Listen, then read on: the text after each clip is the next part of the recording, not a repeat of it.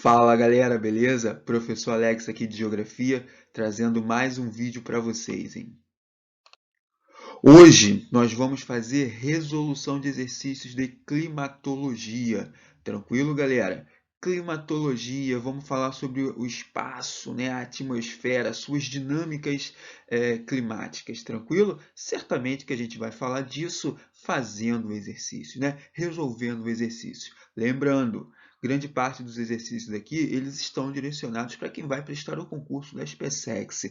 Contudo, é um assunto que é bem recorrente também em diversos vestibulares, né? Climatologia. Então, se você precisa se aprofundar, tá no vídeo certo, tranquilo? Então vamos lá, vamos junto, hein? Questão 1, vamos lá. Analise os fluxogramas 1 e 2 relativos ao processo de mudanças climáticas globais. Galera, a resposta já está no enunciado, hein? Pega essa dica. Relativos aos processos de mudanças climáticas globais. Então vamos analisar esse fluxograma aí. Temos dois, né? Fluxograma 1, eu vou ter ali o processo de aumento dos gases de efeito estufa, tá? Depois, qual é a consequência disso? Aumento da absorção pela atmosfera da energia emitida pela Terra. Depois, aumento da contrarradiação atmosférica e depois aumento da temperatura global. Então, basicamente, a gente libera os gases de efeito estufa, existe todo um processo de absorção pela atmosfera, existe todo um aumento, né, da contrarradiação, o que vai provocar um aumento da temperatura global, ok? Fluxograma 2. Eu vou ter aí aumento das partículas sólidas na atmosfera, depois aumento da capacidade de reflexão, também conhecido como albedo, né? E difusão pela atmosfera, é a irradiação, correto? Depois, diminuição da radiação solar na superfície terrestre, já que o meu nível de reflectância está maior na atmosfera devido ao aumento das partículas sólidas. E qual é a consequência disso? Redução da temperatura global. Tranquilo? Então, em um fluxograma, eu vou ter ali o resultado como aumento da temperatura global e o segundo eu vou ter uma redução da temperatura global. Show? Entendeu os processos? Vamos lá, continuar.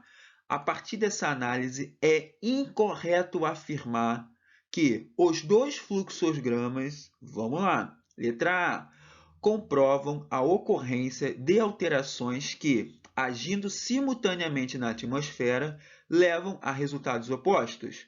Bom, galera, na natureza as coisas são dinâmicas, né? Então, de fato, elas ocorrem simultâneas, tranquilo? E, de fato, nós vamos ter o quê? Esses mesmos processos ocorrendo de forma simultânea e que levam a resultados completamente diferentes, né? Um aumenta e outro reduz. Foi? Então, essa não é, né? Letra B. Contemplam os efeitos resultantes do desmatamento. Estamos falando de desmatamento aqui? Não, né? Vamos lá, continuando. Da rarefação da camada de ozônio e das chuvas ácidas sobre o clima regional? Bom, vamos lá. Se a gente estiver até pensando aí em aumento dos gases estufa através das queimadas, beleza. Podemos considerar a questão de desmatamento, mas não é uma problemática que a gente está tratando específico, né? Mas tranquilo, podemos até considerar.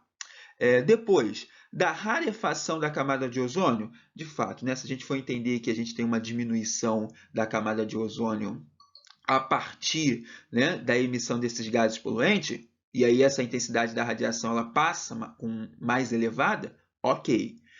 E depois a gente vai ter o quê? Das chuvas ácidas.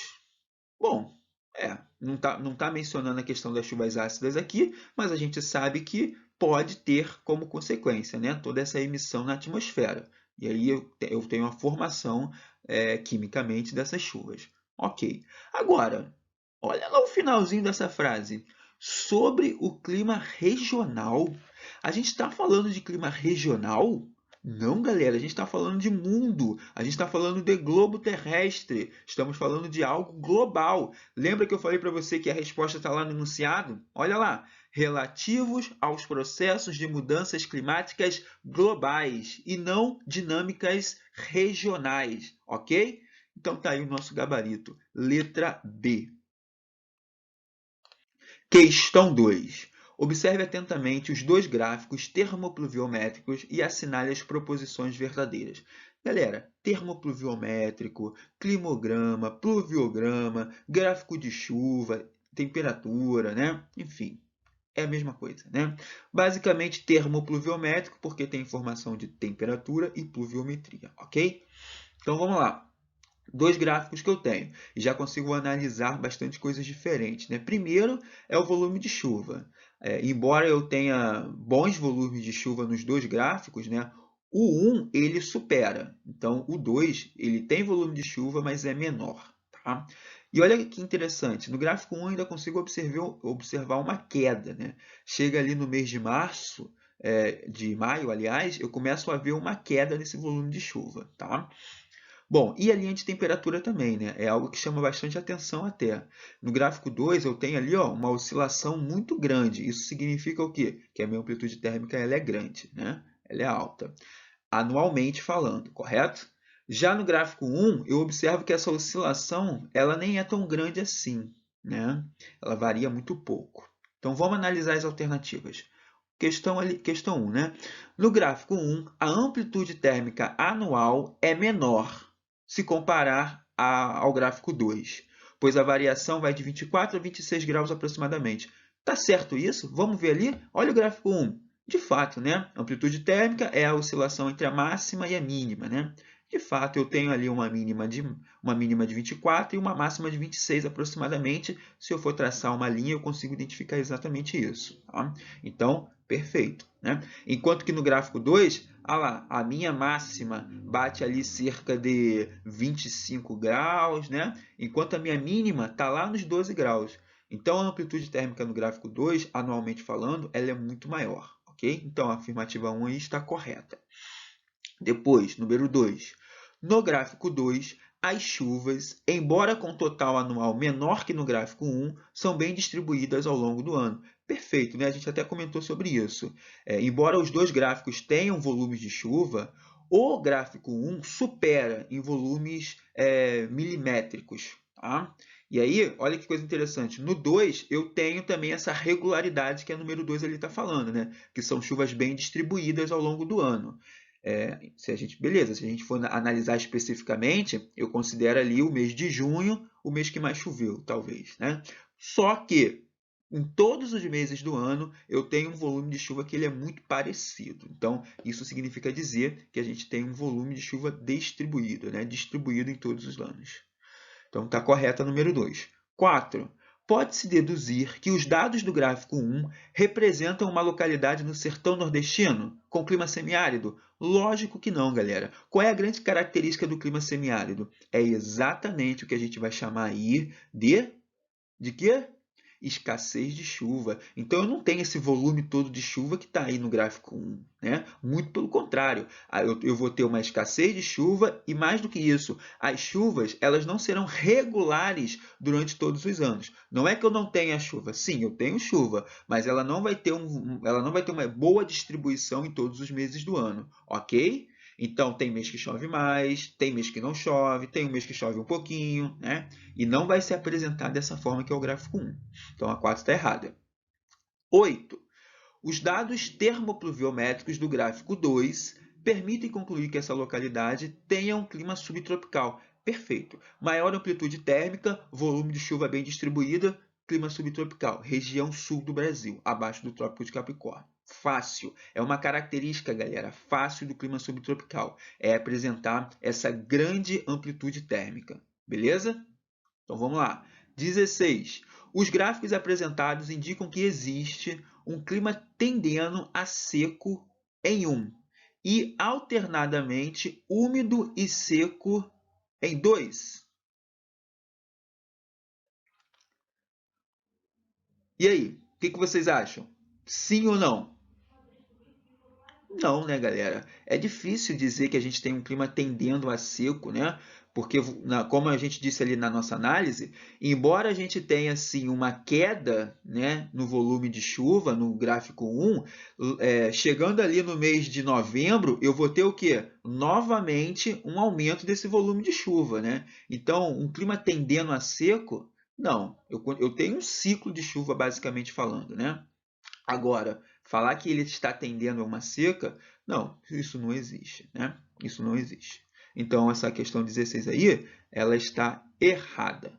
Nossas questões certas, 1, 2 e 8. Somando, 11. Letra C de casa, ok? Vamos lá. Questão 3. Observe o gráfico e identifique o clima que ele representa. Questão muito recorrente, galera, dentro dos vestibulares. Esse tipo de questão, né? Esse modelo. Ele joga para você aí um climograma, um gráfico, você precisa analisar e indicar qual o clima que está se referindo este gráfico, tranquilo? Então, você tem que dar uma atenção especial a esses climogramas. Então, vamos lá. De cara aqui eu já estou vendo que tem uma oscilação pequena, uma oscilação de temperatura menor. Isso significa dizer que a amplitude térmica é baixa, pequena, né?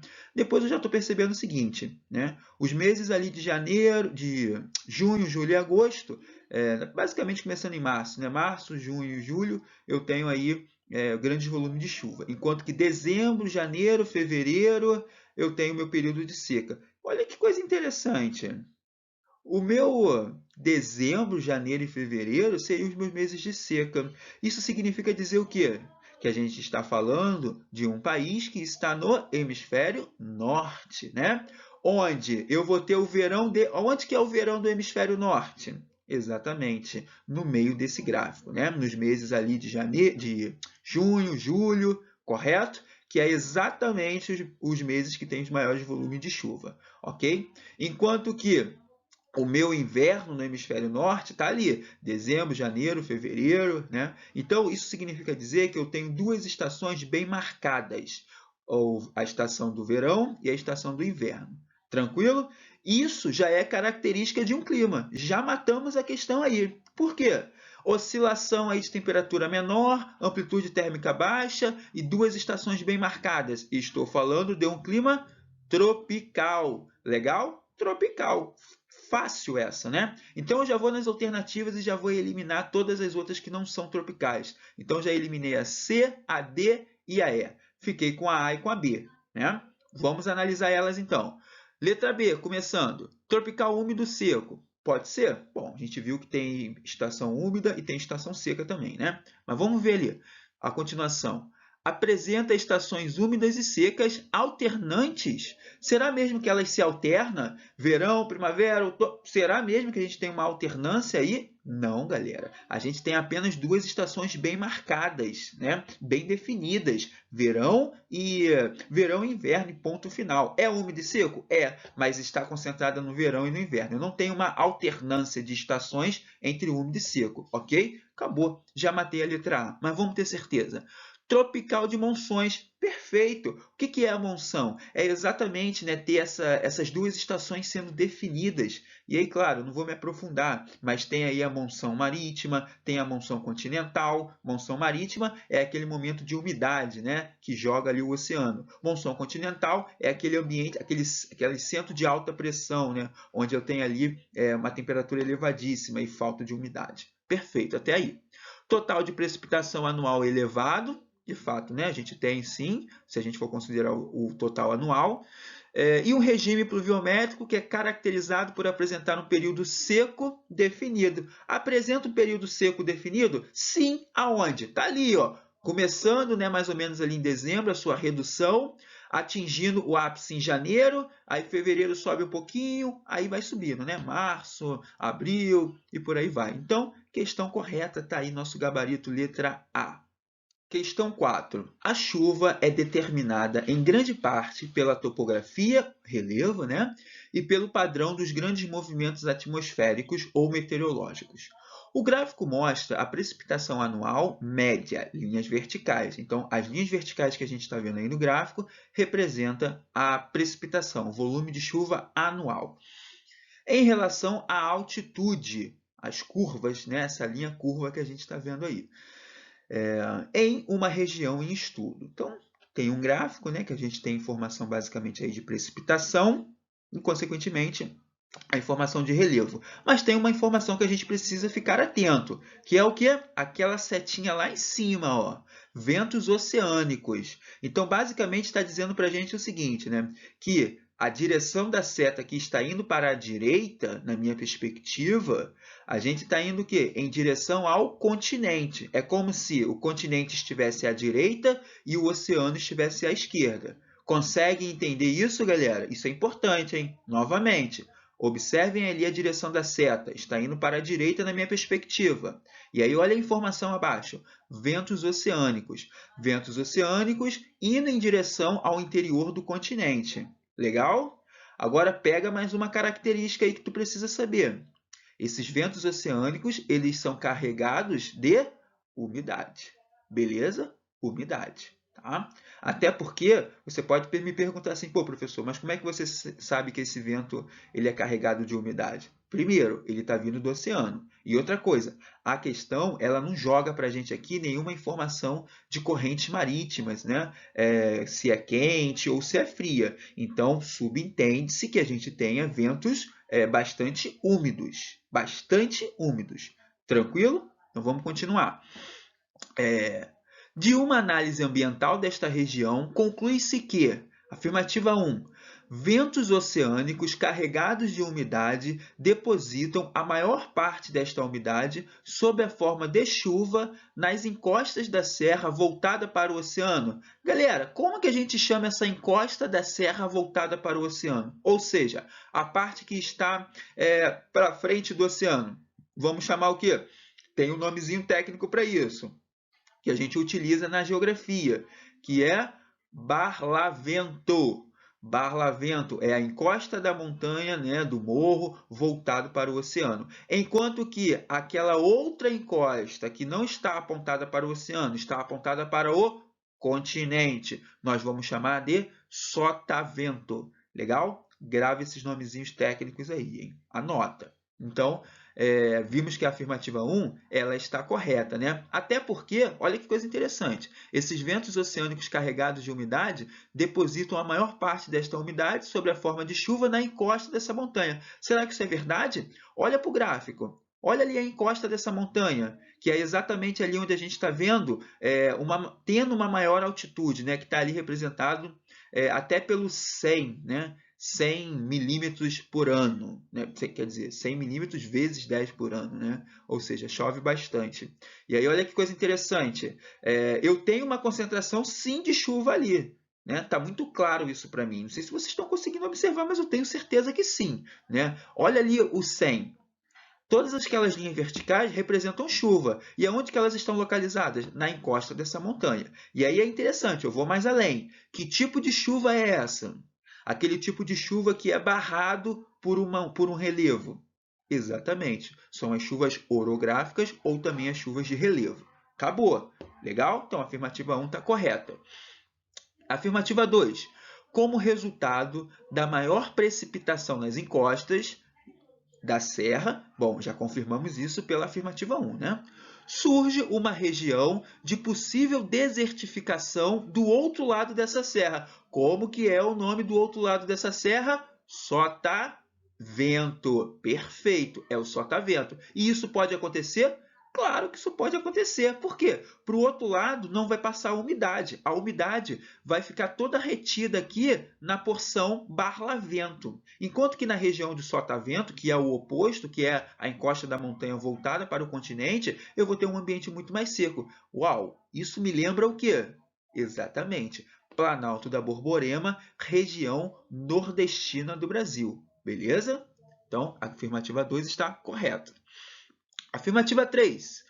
Os animais e as plantas encontram melhores condições de vida sem períodos prolongados de seca, nas áreas distantes, 25 km e 100 km, aproximadamente do oceano. Sim, né, galera? Por quê?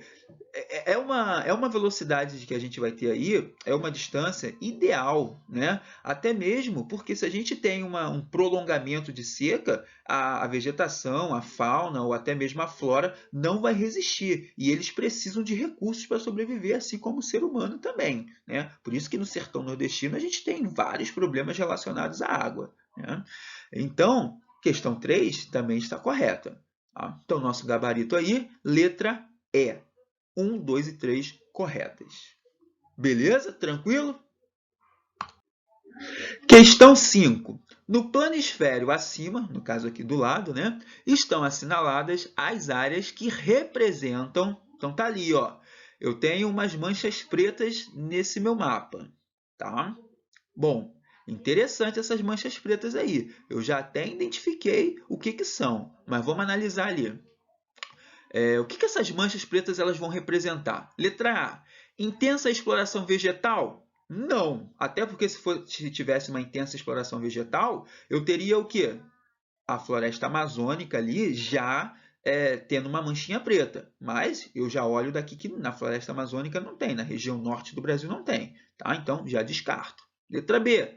Formações geológicas recentes, também conhecidas como dobramentos terciários, que originaram as cadeias mais elevadas do mundo. Será que pode ser isso? Não. Por quê? No Nordeste ali do Brasil, eu tenho uma formação de dobramentos terciários? Obviamente que não, e nem é recente, né? Então, ó, tô te dando a dica para tu ir eliminando as alternativas, hein? Já descartei a B também. Vamos para C. Déficit hídrico, pois geralmente é negativa a diferença entre os índices de pluviosidade e os de evapotranspiração. Perfeito. Tá aí o nosso gabarito. Galera, se vocês analisarem essas manchas pretas, elas coincidem exatamente com as áreas de déficit hídricos, né? Inclusive, muitas dessas manchas pretas são até desertos, como por exemplo ali, ó, na costa do Chile, deserto do Atacama, lá na Austrália, deserto da Austrália, na Oceania, ali na África, no norte da África, Saara. Ali, ó, lá na costa dos Estados Unidos, eu tenho quem? Atacama. E aí você pode estar se perguntando, ué, professor, no Brasil eu também tenho deserto, tem uma manchinha preta ali no Nordeste. Exatamente, não é especificamente um deserto, mas é uma área de déficit hídrico. O que é uma área de déficit hídrico? É uma área em que não tem grandes volumes de chuva, tá? Que é exatamente a região do Brasil que participa do clima semiárido. Legal? Então, acabou. Tá aí o nosso gabarito. Letra C de casa. Questão 6. Considerando o equador térmico da Terra, assinale verdadeira ou falso nas alternativas a seguir. Vamos lá, galera. O que você precisa saber aqui? O que é um equador térmico da Terra? Toma cuidado que não é a mesma coisa que equador geográfico, tá?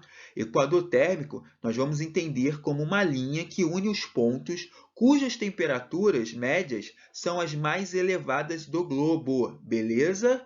E aí, o que vai acontecer? Uma oscilação nessa linha, justamente devido à desigual distribuição de terras e dos mares que a gente vai encontrar nos dois hemisférios, né?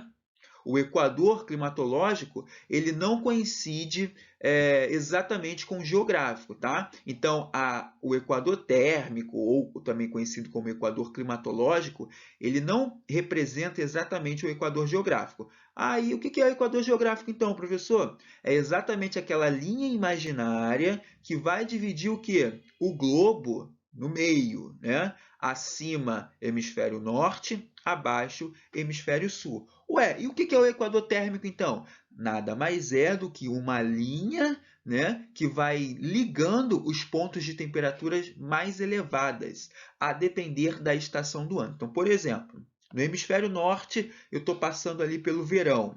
Tá? Então, o meu equador térmico ele vai estar o quê? Oscilando a partir do equador geográfico para cima. Né? Então, eu vou ligar os pontos de maior temperatura. Né? Justamente, eu vou ter aí uma oscilação devido à forma desigual de distribuição, né, do mar e o oceano. Eu tenho mar, e aí depois eu tenho o oceano, depois eu tenho o mar de novo, depois eu tenho o oceano. Então, a gente vai ter o quê? Uma oscilação. E aí, no outro período, verão no sul, a mesma coisa, né? Eu não consigo traçar uma reta, por exemplo, da Oceania até o Brasil, se eu for considerar as temperaturas. Porque saio da Oceania, tem o mar, e aí a temperatura já muda. E aí depois eu tenho o continente africano, depois eu tenho o mar, depois eu tenho o americano. Então percebam que as oscilações do equador térmico elas vão seguir os pontos mais elevados, tá? Então por isso que existe essa oscilação, devido à forma desigual de distribuição de continentes e oceanos. Tá entendido isso, galera? A gente precisa saber diferenciar equador térmico de equador geográfico para responder essa questão. Vamos analisar agora? Vamos saber o que é verdadeiro e o que é falso? Vamos lá. Bom, primeiro ali, né? Coincide exatamente com a linha do equador geográfico e une os pontos de maior temperatura? Primeira coisa, nós vimos que o equador térmico, ele sim, une os pontos de maior temperatura. Porém, ele não coincide exatamente com a linha do equador geográfico. Então, a primeira aí está falsa. Show? Segunda, desloca-se para o norte ou para o sul em relação ao equador geográfico. Perfeito. Acabei de falar para vocês, né, que o equador térmico ele vai oscilar para o norte ou para o sul em relação ao equador geográfico devido às diferenças de temperatura. Lembrando, verão no norte eu tenho uma oscilação para o norte. Verão no sul eu tenho uma oscilação para o sul. Tranquilo? Então, essa daí está verdadeira. Terceira ali, sua posição é mantida em relação ao equador geográfico, devido à ocorrência de alta insolação durante todo o ano. E aí, o que vocês acham? Falso. Por que é falso? Porque apesar da gente ter uma insolação durante todo o ano, nós temos que considerar os elementos e os fatores climáticos. Legal? Então, por isso, a gente não vai ter o equador térmico mantendo a mesma relação do equador geográfico, tá? Porque é necessário analisar as especificidades, né? As características ali de cada continente. Tranquilo? Tem continente que sofre, tem país, né, que sofre maior influência da continentalidade, como tem país que sofre maior influência da maritimidade. Então, essa linha de temperatura contígua que vai formar o equador térmico, ela vai oscilar, ok? E por último aí, move-se em relação ao equador geográfico, devido à alternância das estações nos hemisférios e à ação de deslocamento de altas pressões subtropicais. Bom, alta pressão é exatamente aquele centro, né, de deslocamento de massa de ar, tá? E, de fato, isso vai acontecer. Tá? E outra coisa, a gente vai ter um movimento em relação ao equador geográfico, devido à alternância das estações nos hemisférios, que eu acabei de falar, né? Verão no norte não coincide com o verão no sul. Se está verão no norte, a gente tem inverno no hemisfério sul. Beleza? Então, essa daí está verdadeira. Então, nosso gabarito ficou falso, verdadeiro, falso e verdadeiro. Letra D de dado. Tranquilo? Então, tá aí, galera. Questão 7. Responder a questão com base no desenho e nas afirmativas. Então, temos aqui um desenho em que está demonstrando dois processos para a gente. O primeiro processo está falando aqui, ó, verão e inverno. E aí, logicamente, que segue aqui o outro quadrinho, né? Verão nos dois primeiros quadrinhos de cima e inverno nos dois quadrinhos de baixo. Tranquilo? Então, o que eu estou vendo aqui no verão do primeiro quadrinho em cima? Eu tenho uma seta que está indicando que a massa de ar, que é úmida, está se dirigindo em direção ao continente. Legal? Já no segundo quadrinho aqui do verão, lá em cima, eu tenho exatamente essa dinâmica, né? Ou seja, os ventos úmidos estão saindo do Oceano Índico e indo em direção ao sudeste da Ásia. E aí, olha que coisa interessante. Eu tenho aqui o A e o B. O A eu vou chamar de quem? Centros de alta pressão, né? Zonas de alta pressão. Enquanto que o B são as zonas de baixa pressão, que inclusive são regiões em que estão recebendo esse vento. Tá bom? Então vamos lá. No inverno, o que eu tenho? O processo inverso. Olha, as massas de ar elas estão vindo da onde? Do continente em direção para o oceano.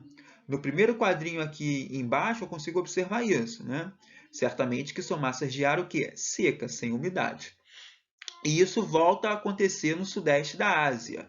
Eu tenho os ventos secos saindo do sudeste da Ásia e indo em direção ao Oceano Pacífico. E aí observem que os meus centros eles mudam, né? O centro de alta pressão ele vai lá para o continente, para o sudeste da Ásia, enquanto o de baixa pressão, que recebe esses ventos, vai para o oceano.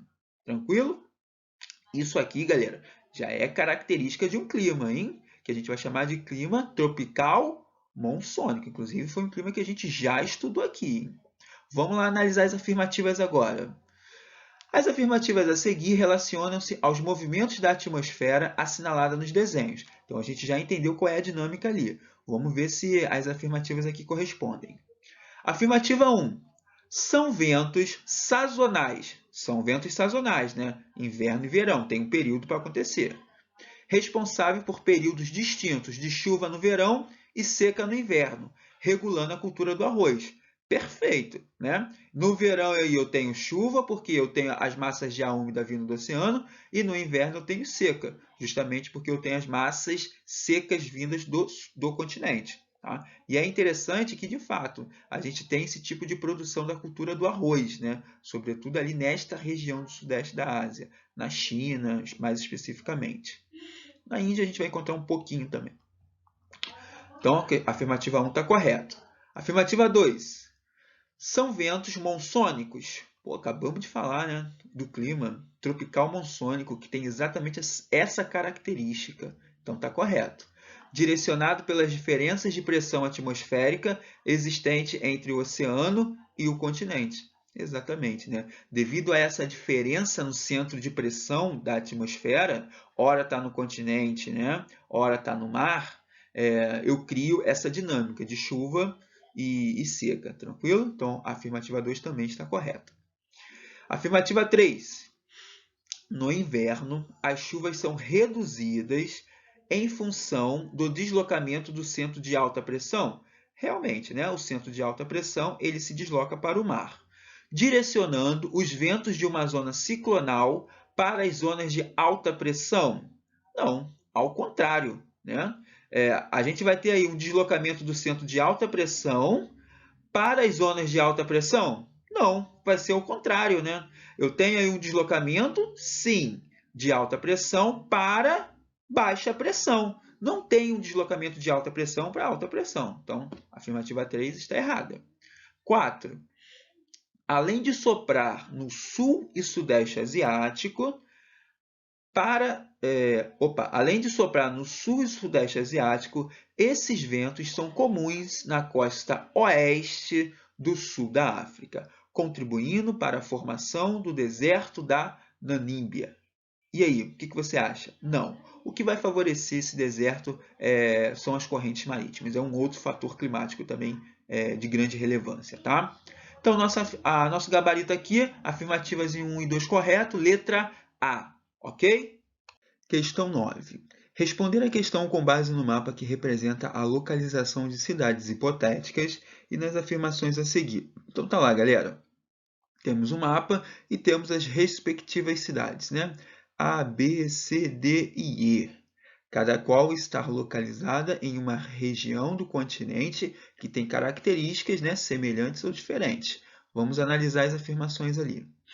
Bom, afirmativa 1. As cidades A e B, deixa eu localizar as cidades A e B aqui, estão ali, né, na linha do Equador. Por estarem em latitudes semelhantes, ou seja, baixas latitudes, né, sempre apresentam as mesmas características de temperatura? Não, galera. Não vão apresentar as mesmas características, apesar de estarem localizadas em mesma latitude, apesar de estarem localizadas numa zona equatorial, que é essa zona mais quente. Mas lembrando, existem particularidades, né, entre cada continente. Além disso, vamos ter o que também, galera? A influência dos elementos e dos fatores climáticos. Tranquilo? Então, apesar de estarem localizados numa mesma zona térmica do planeta, que é a zona equatorial, vão apresentar características diferentes. Tranquilo? Até porque ali na cidade B, a gente vai ter o quê? Uma região que é mais montanhosa, né? A cordilheira. Então, isso vai favorecer características diferentes. Então, a 1 já está errada. 2. As cidades D e E. Deixa eu localizar a D e a E aqui. Ó. Bom, a D está na Ásia, né? Bem na porção central da Ásia. E a E está ali, ó, na porção sudeste da América do Norte. se caracterizam por invernos rigorosos e verões quentes, pois estão em latitudes semelhantes e têm o mesmo grau de continentalidade. Bom, primeiro de tudo, podem até estar em latitudes semelhantes.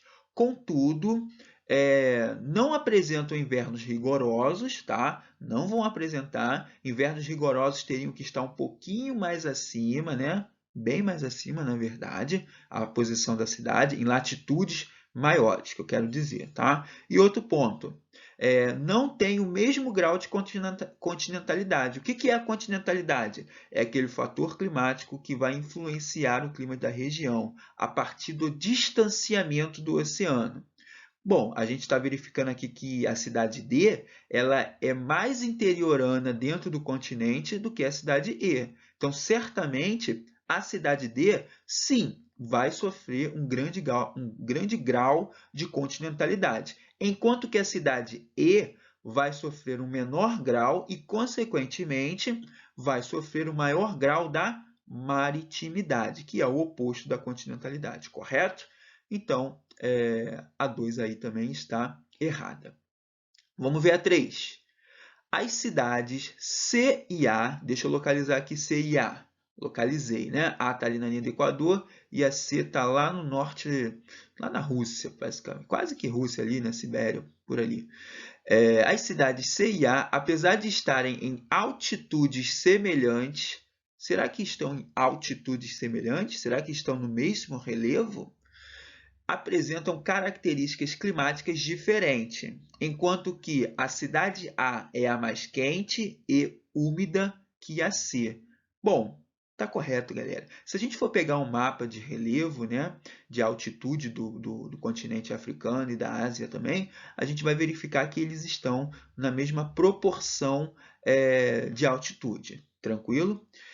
E, de fato, a cidade A ela vai ser bem mais quente e úmida do que a C. Por quê? Aí sim, vale a gente mencionar o fator climático da latitude, né?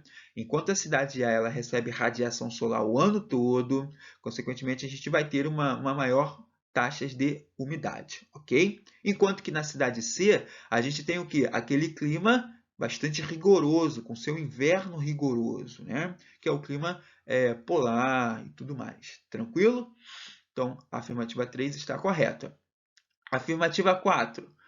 Com a cidade D, caso a cidade D esteja a mais de 4.000 metros de altitude acima do nível do mar, deixa eu localizar a cidade D, localizei. Então, vamos lá. Caso a cidade D esteja a mais de 4.000 metros de altitude acima do nível do mar, apresentará uma menor pressão atmosférica que a cidade E, que se encontra no nível do mar. E aí, correto ou não, galera? Correto. Por quê? Porque eu já sei, né, que a cidade D está numa parte mais alta do relevo do continente asiático, que é basicamente ali a Cordilheira do Himalaia, né, que está a mais de 4.000 metros de altitude, correto? Então, sim, vai apresentar aí uma grande elevação se comparada ao nível do mar, e de fato, né, cidades com maiores altitudes tendem a ter uma menor pressão atmosférica, enquanto que a cidade E está ali bem próxima do nível do mar. Inclusive, né, já vimos aqui que sofre influência direta da maritimidade. Então, a afirmativa 4 está correta. Nosso gabarito está aí. Letra E, 3 e 4. Questão 10. Analise estes mapas. Temperatura médias no hemisfério norte oriental. Então, temos ali, galera, a parte norte e a parte oriental do planisfério terrestre, ok? Então, o que a gente está vendo ali? Estamos vendo linhas de temperaturas, ok? Linhas de temperaturas. O que significa essas linhas de temperaturas? É o que a gente chama de isolinhas, beleza? Que são linhas que trazem, que medem ali a temperatura do planeta, ok? Então, a gente está vendo ali a região do Equador térmico, né? Que é essa linha que acompanha as variações da temperatura. Tranquilo? Então vamos lá. A partir da análise e interpretação desses mapas, é incorreto afirmar que, ou seja, buscamos a errada. Letra A. As linhas de igual temperatura, temperatura média, tendem ao paralelismo e, ao mesmo tempo, se deslocam para o norte ou para o sul, conforme as estações do ano. Perfeito, né? Se vocês conseguirem analisar esse mapa e identificar o que a gente está chamando de paralelismo, né? É exatamente essas, como se fosse não são retas, né? Porque tem uma variação, tem uma oscilação, mas essas linhas elas tendem a ficar bem retilíneas, né? Bem paralelas umas às outras, ok? E é isso que a gente está chamando de paralelismo e, consequentemente, elas vão o quê? Ficando mais paralela enquanto estiverem indo mais para os polos. Tranquilo? E aí, claro, isso vai variar também de acordo com a própria estação do ano. Então, essa afirmativa está correta. Letra B. Os traçados das isolinhas das temperaturas médias formam padrões ou configurações que independem dos efeitos da continentalidade. O que é efeito da continentalidade? Já falamos isso aqui. É um fator climático, né? E o que significa isso? Regiões, países, cidades que estão longe do mar, né, sofrem o efeito da continentalidade. Ou seja, eu vou ter aí um ambiente, uma atmosfera muito mais seca, ou seja, falta umidade, falta vapor d'água na atmosfera. Né? Justamente porque as regiões, os países, as cidades que estão mais próximas do mar, do continente, do mar, né, do oceano, vão sofrer influência direta de um outro fator climático que é oposto à continentalidade, que é a maritimidade, correto, né? Então, eu tenho maior probabilidade de formação de nuvens porque está muito próximo do mar. Tranquilo? Então, tá aí, galera. Tá aí o nosso gabarito, né? Letra B de bola. Ou seja, independente ali,